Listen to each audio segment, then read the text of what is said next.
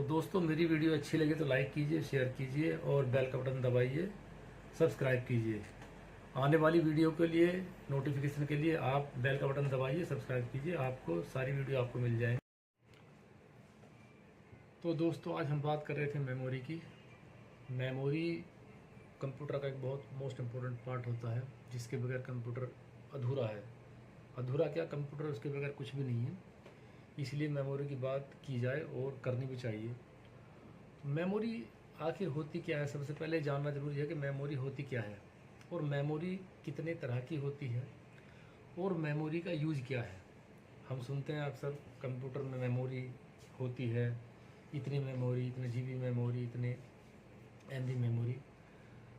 तो जानना ज़रूरी होता है कि मेमोरी होती क्या है। तो सबसे पहले हम बात करेंगे मेमोरी के बारे में। मेमोरी तीन तरह की होती है। Number 1 primary memory, number 2 secondary memory, number 3 cache memory. तीनों का काम अलग अलग होता है। अब इससे पहले जानना जरूरी है कि मेमोरी किसको कहते हैं। मेमोरी हम कहें तो वो स्पेस जिसके अंदर हमारा डेटा या हमारी इंफॉर्मेशंस या हमारी इंस्ट्रक्शंस रहती हैं कंप्यूटर के अंदर, उस स्पेस को हम मेमोरी बोलते हैं। जहाँ पे हमारा डेटा रखा जाता है वो मेमोरी होती है, उस स्पेस को हम मेमोरी बोलते हैं। और कंप्यूटर लैंग्वेज में इसको हम ऐसे डिनोट करते हैं जैसे 0 और 1, यानी मेमोरी की जो सबसे छोटी यूनिट होती है वो होती है bit, binary digit. Binary digit यानी 0 और 1, दो स्टेट होते हैं इसके, 0 और 1, या तो 0 होगा या 1 होगा। वह इस तरीके से इसको काउंट किया जाता है। सबसे स्मॉल इसकी डिजिट होती है, यूनिट होती है आपकी बिट। इसके बाद होती है बाइट, बाइट के बाद होती है आपकी किलोबाइट, किलोबाइट के बाद होती है आपकी मेगाबाइट, मेगाबाइट के बाद होती है आपकी गीगाबाइट, और गीगाबाइट के बाद होती है आपकी टेराबाइट, पैराबाइट। इस तरीके से इसकी क्वांटिटी बढ़ती चली जाती है। तो ये तो हुआ मेमोरी। अब मेमोरी को कैसे डिफाइन करते हैं। सबसे पहले हम मेमोरी को प्राइमरी जो मेमोरी होती है उसको लेते हैं। प्राइमरी मेमोरी में आपका आता है रोम, रीड ओनली मेमोरी, और रैम, रैंडम एक्सेस मेमोरी। दो मेमोरी को हम डिफाइन करते हैं। तो रीड ओनली मेमोरी हम उसको बोलते हैं जो हमारे प्रोग्राम में यानी कंप्यूटर में पहले से ही लिखा हुआ होता है, जिसको हम बोलते हैं प्रोग्रामेबल, प्रोम। यानी जो मदरबोर्ड हमारा होता है, मदरबोर्ड पे जो चिप लगा होता है, BIOS, basic input output system, BIOS, उसके अंदर ये प्रोग्राम लिखा हुआ होता है कि ये सिस्टम इस तरीके से काम करेगा। वो हम बोलते हैं रीड ओनली मेमोरी यानी रोम, जिसको हम चेंज नहीं कर सकते, जो पहले से ही उसमें फिट होता है। जैसे कि आपके टीवी के रिमोट में होता है, माइक्रोवेव के सिस्टम में होता है, टीवी के रिमोट में लिखा है था कि इस बटन से ये काम करना है, तो वो वही काम करेगा। उसको हम बोलते हैं रीड ओनली मेमोरी, यानी उसमें हम कुछ नहीं चेंज कर सकते। ये तो आपकी रीड ओनली मेमोरी हुई। अब आता है आपका RAM, random access memory. Random access memory कैसे काम करती है आपका, जब आप सिस्टम पे काम करते हैं तो सिस्टम पे जो भी आपके स्क्रीन पे है प्रेजेंट में, जो आप देख रहे हैं, जो आप काम कर रहे हैं, डॉक्यूमेंट्स का है, पिक्चर का है या डिजाइनिंग का है, वो आपका जितना भी काम हो रहा है आपका रैंडम एक्सेस मेमोरी के अंदर हो रहा है। रैंडम के यानी टाइम बीइंग के लिए। जब आपका सिस्टम स्विच ऑफ हो गया गलती से, तो जो भी आप काम कर रहे हैं वो आपका काम चला जाएगा, डिलीट हो जाएगा आपका। जब तक कि जो आप काम कर रहे हैं प्रेजेंट में, जब तक कि आप उसको सेव नहीं करते हैं, उसको सेव करेंगे तो कहाँ जाएगा, वो जाएगा सेकेंडरी मेमोरी में। सेकेंडरी मेमोरी क्या होती है, हार्ड डिस्क। मैं आपको अभी दिखाऊंगा सारी चीज़ें। वो क्या होती है, हार्ड डिस्क। जब आपका डेटा सेव हो जाता है तो पहुंच जाता है आपका हार्ड डिस्क के अंदर। और जब तक आप स्क्रीन पे काम कर रहे हैं प्रेजेंट में, वो रहेगा आपका रैंडम एक्सेस मेमोरी, तो उसको हम बोलते हैं रैम। रैम प्रेजेंट होती है, परमानेंट नहीं होती है। और जो सेकेंडरी मेमोरी आपकी होती है हार्ड डिस्क, वो होती है आपकी परमानेंट।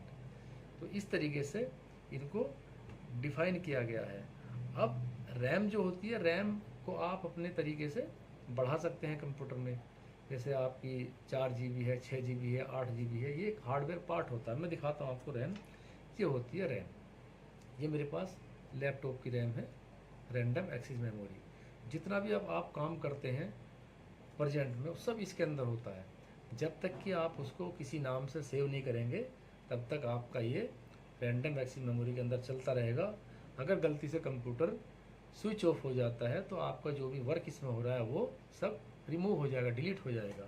अब मैं दिखाता हूँ आपको सेकेंडरी मेमोरी।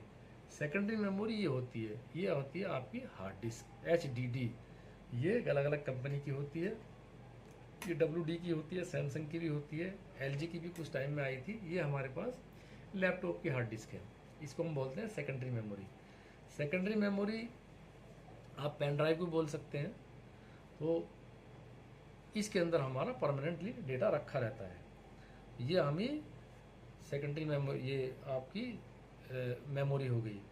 अब होता क्या है, जब आप कंप्यूटर चलाते हैं, कंप्यूटर के अंदर एक चीज़ होती है स्पीड। हम कहते हैं ना कि इतनी स्पीड से हमारा कंप्यूटर चल रहा है, तो उसको हमने अभी बोला था कैश मेमोरी। कैश मेमोरी क्या होती है? कैश मेमोरी होती है आपके प्रोसेसर के अंदर। प्रोसेसर जो मार्केट से ख़रीदा जाता है, जिसको हम कंप्यूटर का दिमाग बोलते हैं, वो उसके अंदर कैश मेमोरी होती है। जितनी मेमोरी उसके अंदर होती है, उतनी ही स्पीड उसकी सिस्टम की डेटा की बढ़ जाती है। कैश मेमोरी एक तरीके से इन तीनों के बीच में, सेकेंडरी मेमोरी, प्राइमरी मेमोरी और कैश मेमोरी। कैश मेमोरी एक तरीके से बफर का काम करती है। जो कैश मेमोरी होती है CPU के अंदर, वो अपनी बनाता है। जब आप प्रोग्राम यूज करते हो, डेटा यूज करते हो, तो वो अपनी कैश मेमोरी रखता है अपने पास डेटा के रूप में। जैसे ही आप क्लिक करोगे, वो फ़ौरन उस डेटा को उठा करके आपके सामने ले आएगा, वो उसके पास होती है। जैसे मैं आपको मिसाल दूं, एक आपके पास पर्स है जो आपकी जेब में रहता है, उसमें पैसे रहते हैं, और एक पैसे आपके अलमीरा के अंदर रहते हैं, और एक पैसा रहता है आपका बैंक के अंदर। अब जब आपको इमरजेंसी में ज़रूरत पड़ती है, तो आप कहाँ से देंगे? निकाल करके अपने पर्स से फट पैसा निकाल कर दे देते हैं। यही कैश मेमोरी का काम है। जब आप एकदम उसको कमांड देंगे, तो वो फ़ौरन जो उसके पास कैश मेमोरी है, डेटा उसने बफर में डाला हुआ है, वो आपको शो करा देगा। लेकिन जब आप कहेंगे कि मेरा डेटा जो हार्ड डिस्क में पड़ा हुआ है, जो फाइल हार्ड डिस्क में पड़ी हुई है, उसको आप लाइए, तो आप उसको कमांड देंगे CPU को। CPU is a mind of computer, वो दिमाग होता है। आप उसको कमांड देंगे कि मेरा डेटा, मेरी फाइल उस हार्ड डिस्क में पड़ी हुई है, वहाँ से उठाइए और यहाँ पे ले आइए। वो CPU आपका किसको ऑर्डर करेगा? इसको, रैंडम एक्सेस मेमोरी को। क्योंकि जो भी काम आपका होता है टाइम में, रैंडम एक्सेस मेमोरी पे होता है। हार्ड डिस्क पे कोई काम नहीं होता है, काम आपका इस पे होता है, रैंडम एक्सेस मेमोरी पे। तो ये CPU इसको ऑर्डर करता है, और ये हार्ड डिस्क को बोलती है कि डेटा इधर भेजो। इसी तरीके से रिक्वेस्ट चलती है। उसके बाद हार्ड डिस्क इसको डेटा देती है, और CPU इसके ऊपर डेटा आकर के यूज करता है। तो सारा काम आपका कहाँ होता है? रैंडम एक्सेस मेमोरी पे। इसलिए रैंडम एक्सेस मेमोरी बहुत इंपॉर्टेंट है। जिस तरीके से आप एक टेबल पे काम करते हैं, लेकिन बुक्स आपकी कहाँ रखी रहती है? अलमीरा में। तो जब आपको जो बुक की ज़रूरत पड़ती है, वो कहाँ पे आती है?